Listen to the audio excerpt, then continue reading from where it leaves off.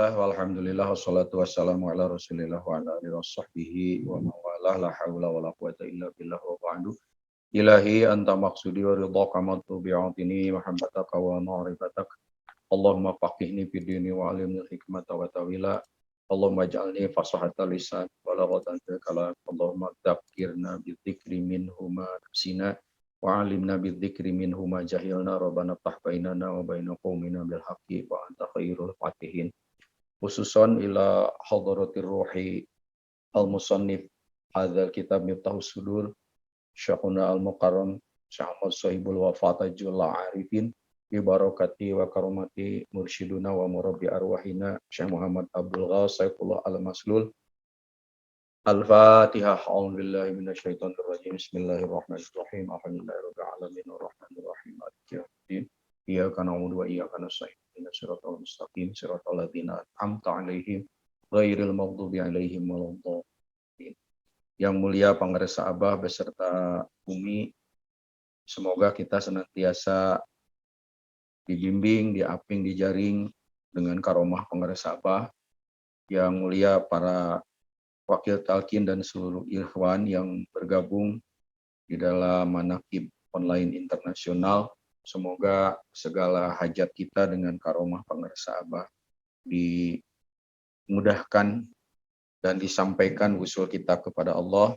Secara pribadi, saya atas nama pribadi beserta keluarga, meskipun sudah seminggu berlalu, secara pribadi tetap mengucapkan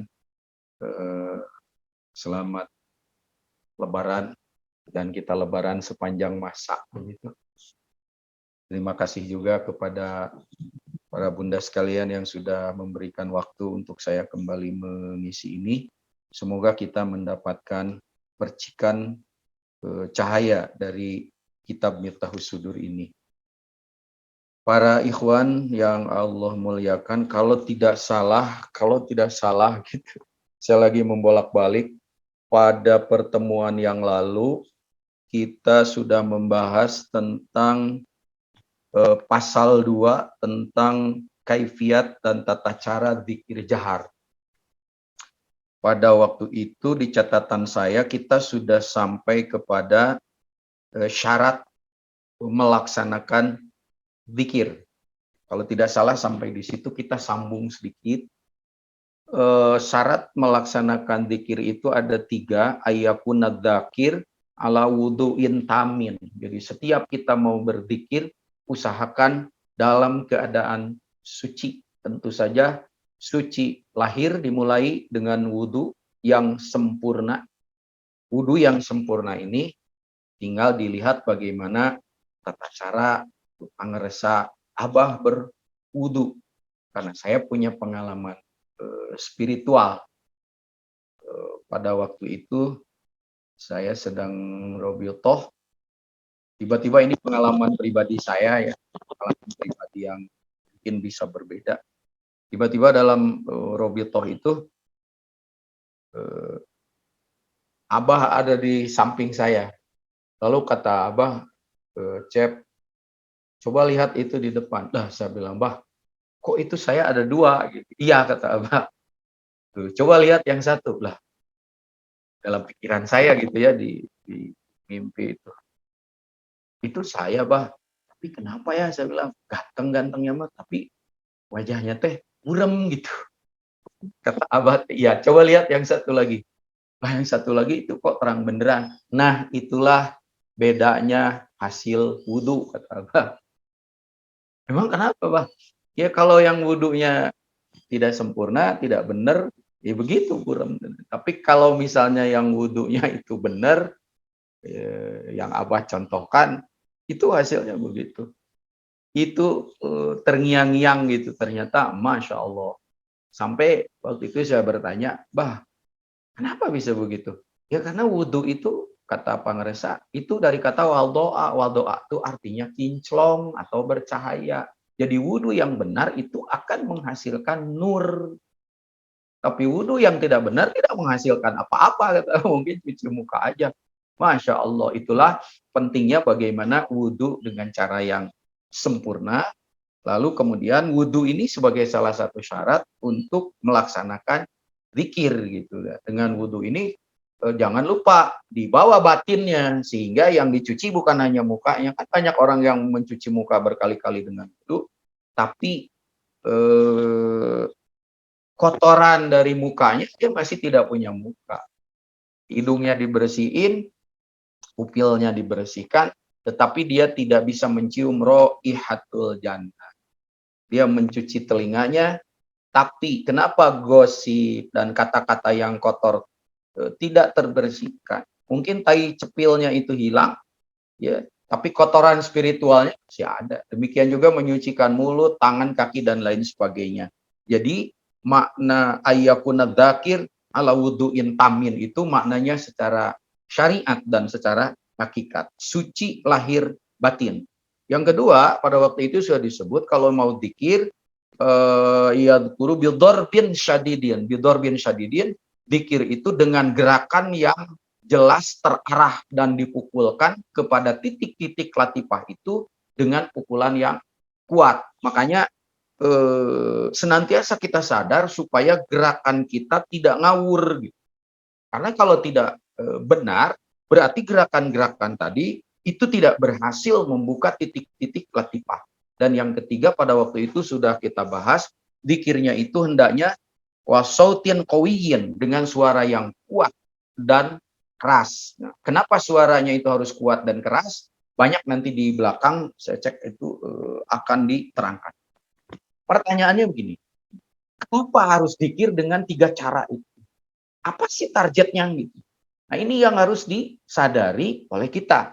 Targetnya sebetulnya satu, dan ini harus menjadi indikator keberhasilan dari zikir kita. Baik zikir jahar maupun zikir khafi. Targetnya supaya menghasilkan berbagai cahaya. Karena di sini disebut hatta tahsulu anwaru dzikr, sehingga menghasilkan berbagai cahaya. Dan ini bukan hayalan gitu. Nanti kalau sudah Allah berhasil membukakan ridho, membukakan mata kolbu kita, ini bukan ilusi, bukan ilusi, tapi betul-betul cahayanya itu bisa terasa dan bisa terlihat. Nah, dzikir yang tadi dengan cara yang 3 itu, targetnya adalah bagaimana menghasilkan berbagai cahaya itu di pibawatinid dzakirin, di dalam relung batin yang berzikir. Nah, ketika nur ini nanti sudah muncul, maka nur inilah nanti yang akan menghidupkan kolbu. Begitu kolbunya itu dihidupkan, maka nanti muncul satu rasa. Rasa apa? Rasa kehidupan keakhiratan yang abadi. Sekali lagi, ketika nur zikir itu muncul, dia akan masuk ke kolbu, maka nanti di kolbu itu akan dihidupkan oleh Allah rasa. Rasa apa? Rasa kehidupan keakhiratan yang abadi. Jika rasa kehidupan keabadian ini telah bangkit, maka hilang yang disebut dengan rasa kematian. Nah, hidup dengan mati itu begini. Jadi kalau orang terlalu besar merasakan kematiannya, rasa hidupnya sudah terancam. Tapi begitu rasa kehidupan keabadiannya muncul, maka rasa kematian tidak ada. Karena rasa hidup dengan rasa mati itu bertentangan. Nah, inilah rasa yang harus kita latih betul, sehingga kita itu nanti kalau Allah sudah ridho dan menghadirkan rasa itu di kolbu, yaitu rasa kehidupan keakhiratan yang abadi, maka bagi orang yang sudah sampai di makom ini, mereka tidak akan merasakan kematian, kecuali kematian yang pertama, yaitu perpindahan dari alam dunia pindah ke alam bako. Kapan? Ya hanya sepersekian detik, yaitu pada saat orang umumnya menyebut itu kematian. Ini yang diisyaratkan di dalam Quran surat Ad-Dukhan, la yadzuquna fihal maut illa mautatal ula wa waqahum adzabal jahim. Mereka itu tidak merasakan kematian. Lihat, kata yang dipakai di sini adalah yadzuquna, dari kata dzauq. Jadi orang-orang yang seperti ini sudah dihadirkan rasa ini, dia sudah merasakan kehidupan yang abadi saja. Maka ketika nyawanya pun keluar dari tubuh, itu hanya sepersekian detik, tidak merasakan penderitaan kematian yang panjang, dan itu hanya persis seperti perpindahan tempat dan waktu saja. Kondisi ini digambarkan oleh Allah di dalam Quran surat Qaf misalnya, yaitu ketika kita dari keadaan terjaga pas mau tidur. Itu kan ada detik-detik yang kita itu secara soft gitu, secara lembut dipindahkan dari keadaan sebelum tidur dan keadaan masuk tidur. Kalau orang-orang psikolog biasanya mengukur dengan terjadinya perpindahan gelombang. Gelombang apa? Gelombang otak. Dari gelombang ini misalnya, dari gelombang alfa ke beta, kemudian ke theta. Nah, itu sebetulnya adalah latihan yang disebut dengan merasakan perpindahan suasana. Tapi perpindahan suasana di sini yang dimaksud adalah bagaimana perpindahan suasana kehidupan di dunia ini dan kehidupan di alam sana. Tetapi itu hanya beberapa detik saja.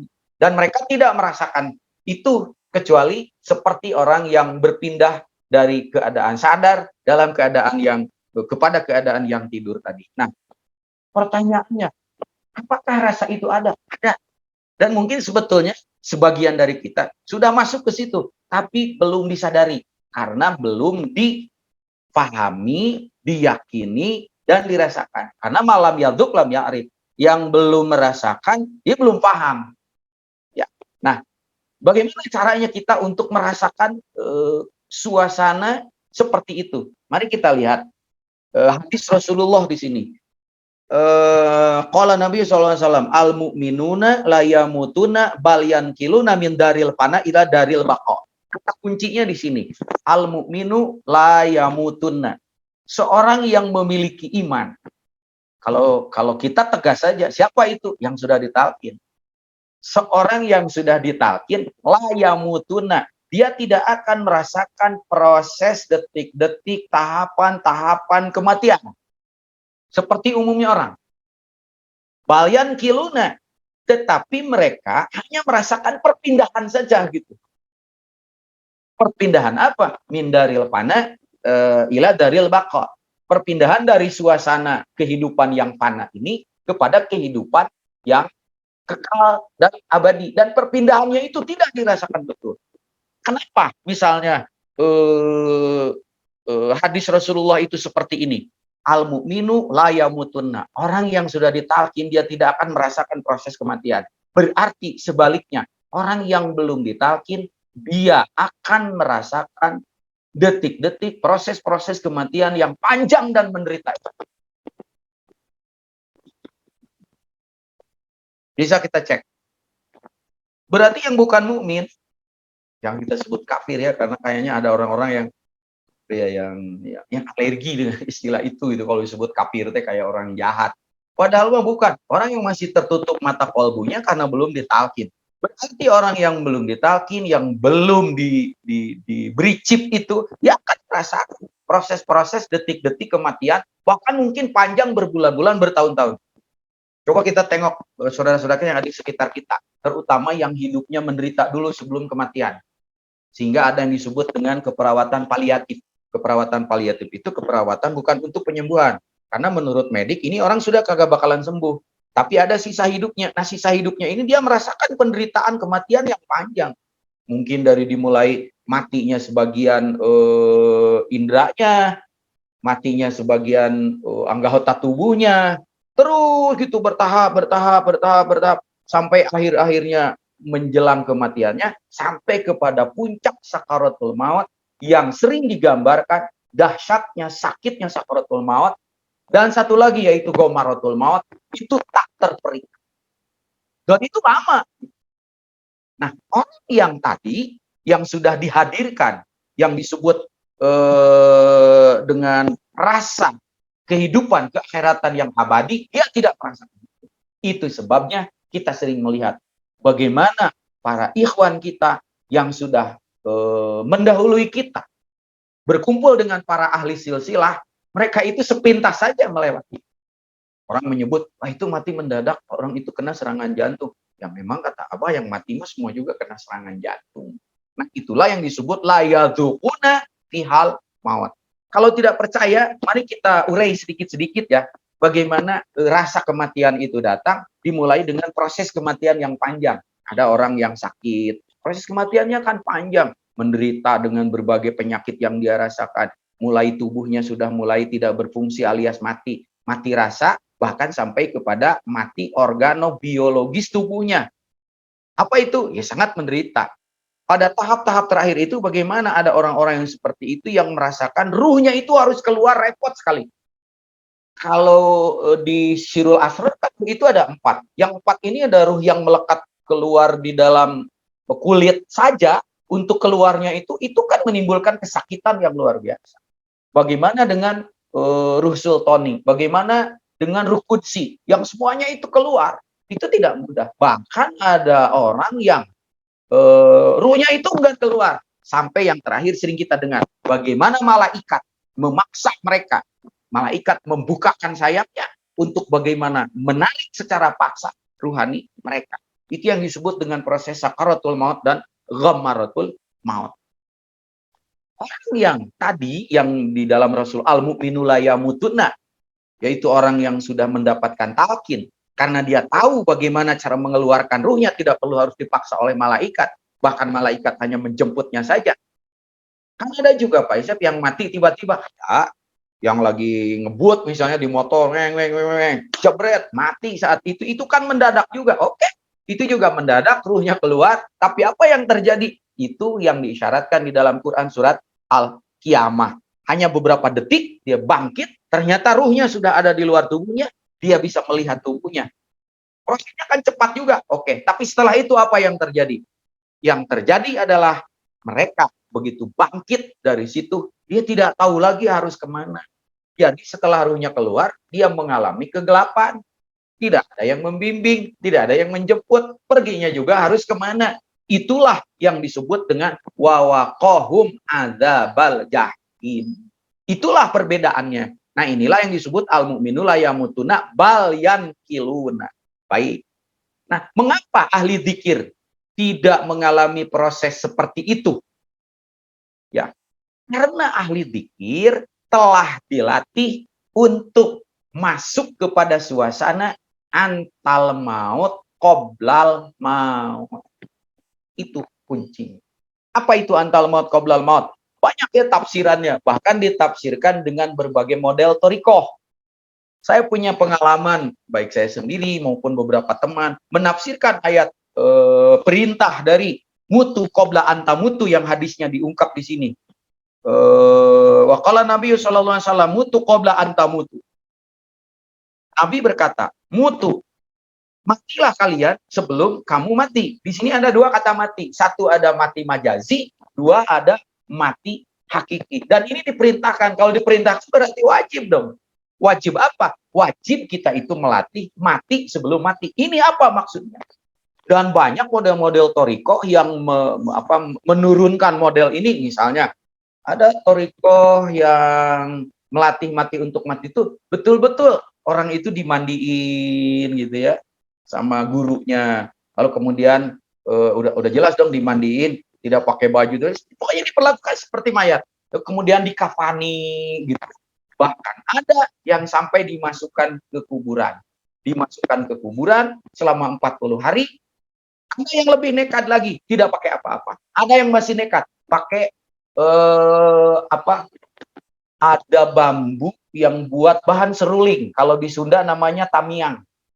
Itu karena kan panjang tamiang itu. Kalau sekarang mungkin pakai paralon gitu. Jadi dia betul-betul dikubur, dikurebget, ditutup, hanya ada itu. Dan itu selama 41 hari di dalam tanah. Saya kaget ya, karena di Korea, saya lupa tahun berapa itu, mereka membuat metode itu untuk mengingatkan bahwa mereka akan masuk kepada fase kematian. Muncekurang ma antal maut qoblal maut. Tapi itu model Korea gitu. Jadi ada orang-orang yang dimasukkan kepada peti mati, lalu kemudian dia berpisah dengan keluarganya, ditutup, dan dia merasakan itu. Ternyata dengan cara begitu saja itu torekat Korea iya gitu dalam antal maut qoblal maut, Itu ternyata efektif menyadarkan mereka bahwa mereka takut menghadapi itu, dan mereka menghadapi berbagai yang mereka sebut dengan delusi, halusinasi dan lain-lain. Tapi itu menggambarkan bahwa antal maut qoblal maut itu ada. Nah, kenapa ahli zikir tidak mengalami itu? Ya karena sudah dilatih. Sudah dilatih apa? Sudah dilatih untuk antal maut qoblal maut. Bagaimana cara merasakannya dan membedakannya? Ya, mari kita lihat ciri-ciri orang yang mati ya. Pertama, orang yang mati itu kan tidak bernapas. Tidak bernapas, tidak mendengar, tidak melihat, tidak ngomong, tidak menggerakkan anggota tubuhnya. Itu orang yang mati. Nah, kita dilatih di dalam zikir itu untuk itu. Misalnya, bagaimana ketika kita dilatih untuk tidak bernafas? Kapan dilatihnya? Kan orang mati tidak bernafas. Kita dilatih untuk menahan nafas, terutama pada saat zikir kopi. Hanya sayang latihannya belum mendalam. Sehingga zikir hopinya yang disebut tawajuh itu hanya sebentar saja. Padahal di situ tahan nafas, karena di situ ada 4 tingkatan. Ada nafas, ada anfas, ada tanufus, ada anfus. Bahkan sampai nanti ada detik-detik kita merasakan bahwa kita bisa masih hidup tanpa napas yang seperti kita sekarang. Itu melatih untuk ciri yang pertama. Apa? Yang mati tidak bernapas. Kita dilatih sebetulnya di dalam zikir hopi. Yang kedua, melatih untuk orang yang mati itu kan ruhnya keluar ruh itu dengan nafas. Kita sudah dilatih, sudah. Kapan? Pada saat setiap zikir jahat, satu zikir jahat, satu tarikan, dan pada hembusan yang terakhir itu harus nafas, yaitu pada la ilaha illallah. Allah itu sambil mengeluarkan. Kalau masih ada nanti di ujung detik-detik perpindahan itu tinggal dikeluarkan dengan itu. La ilaha illallah. Itu latihan antal maut qoblal maut. Sekarang kan masih banyak hewan-hewan kita yang gimana ya antal maut qoblal maut, apa harus pakai kain kafan juga, apa harus dikubur juga? Enggak. Latihan dengan zikir yang benar itu sudah melatih tentang antal maut qoblal maut. Yang berikutnya ciri orang yang mati apa? Indranya tidak bekerja. Tidak makan, tidak minum, matanya merem, telinganya dimatikan, napasnya dimatikan, mulutnya dimatikan. Kapan itu? Seharusnya itulah dilatih pada saat zikir. Sehingga ketika zikir, seluruh indera kita dimatikan itu. Pendengaran, penglihatan, penciuman, itu harus kita matikan. Sampai nanti nafsu-nafsu kita aja, amarah, lawamah, sawiyah, mutmainah, itu kan dimatikan. Dan disitulah si nafsu itu sudah mengalami rasa zauk dari mati yang disebut kullu nafsin dha'iqatul maut. Kita sudah matikan duluan itu. Dan seterusnya, dan seterusnya. Punten itu direnungi. Sampai nanti kita akan merasakan bahwa kita itu sudah melatih untuk itu setiap saat. Cuma kita tidak menyadarinya. Nah, karena itu maka nanti ketika itu sudah dilatih terus, maka detik-detik tertentu Allah menghadirkan nur yang disebut dengan nur zikir itu lalu masuk kepada kolbu. Begitu masuk kepada kolbu, Allah akan menghidupkan satu rasa, yaitu rasa kehidupan keakhiratan yang abadi. Itulah yang disebut dengan wujud antal maut qoblal maut. Jika kita sudah bisa merasakan itu, berarti kita sudah merasakan mati sebelum mati. Kenapa? Karena di situ adalah zauk yang tadi hayatun abadiyatun ukhrawiyatun itu sudah hidup karena dihidupkan oleh nur zikir yang tadi. Apakah ada buktinya? Kata Rasulullah, ada. Siapa? Lihat, kalau kamu melihat orang yang mati sebelum mati alias mayat hidup, lihat Abu Bakar. Di sini hadisnya dicantumkan. Waman aroda ayanduru ila mayyit yamshi ala wajhil ardi falyandur ila Abi Bakar radhiyallahu anhu. Barang siapa yang ingin melihat mayit yang berjalan di atas bumi, maka lihatlah Abu Bakar. Maksudnya apa? Ternyata Abu Bakar itu beliau luar biasa. Karena nur zikirnya itu sudah hadir di kolbunya, dia merasakan hayatun abadiyatun ukhrawiyatun, maka Abu Bakar itu sudah tidak mendengar lagi, sudah tidak melihat lagi, sudah tidak napas lagi, sudah tidak memiliki rasa lagi, kecuali rasa akhirat. Padahal tubuhnya masih di dunia. Jadi Abu Bakar itu apa? Abu Bakar itu dia punya pendengaran, tetapi pendengaran untuk dunia sudah mati. Dia punya penglihatan, tetapi penglihatan untuk dunia sudah dia matikan. Dia bernapas, tapi nafasnya bukan untuk mencium bau dunia, karena nafasnya sudah napas hayatun abadiyatun ukhrawiyat. Dia punya rasa dari nafsu, tapi nafsu-nafsunya sudah dimatikan. Yang ada hanya rasa ilahi saja. Itulah sosok antal maut qoblal maut. Sampai di sini saya kira kalau kita memohon terus kepada Allah, semoga Allah menghadirkan rasa itu kepada kita, sehingga kita itu menjadi orang yang dituntun oleh mursyid kita untuk merasakan itu. Sampai pun kita sampai kepada detik-detik di mana kita harus berpindah alam, kita tidak merasakan penderitaan. Yang ada hanyalah bagaimana merasakan perpindahan yang hanya beberapa detik saja. Itu sebab maka antara dunia dan akhirat, batasnya itu, barzaknya itu dicabut dengan rahasia talqin zikir. Maka zikir terus, memohon terus, rasakan terus sampai nanti zikir itu menghadirkan nur masuk ke dalam kolbu. Di kolbu itu hadir rasa hayatun abadiyatun ukhrawiyatun. Saya kira itu hikmah kajian kita pada siang ini. Insya Allah nanti kita akan lanjutkan tentang rahasia berikutnya. Kalau nur zikir itu sudah hadir, bukan hanya menghadirkan rasa itu, tetapi ada hal yang lain yang akan Allah berikan. Saya kira itu, terima kasih. Semoga kita segalanya, semuanya, selamanya senantiasa dibimbing oleh karomah pengarisa Abah. Al-Fatihah. A'udzubillahi minasyaitonirrajim. Bismillahirrahmanirrahim. Alhamdulillahirabbil alamin arrahmanir rahim maliki yaumiddin. Iyyaka na'budu wa iyyaka nasta'in ihdinas siratal mustaqim. Siratal ladzina an'amta 'alaihim ghairil maghdubi 'alaihim waladdallin. Amin ya Allah ya rabbal alamin. Wabillahi taufiq wal hidayah. Assalamualaikum warahmatullahi wabarakatuh.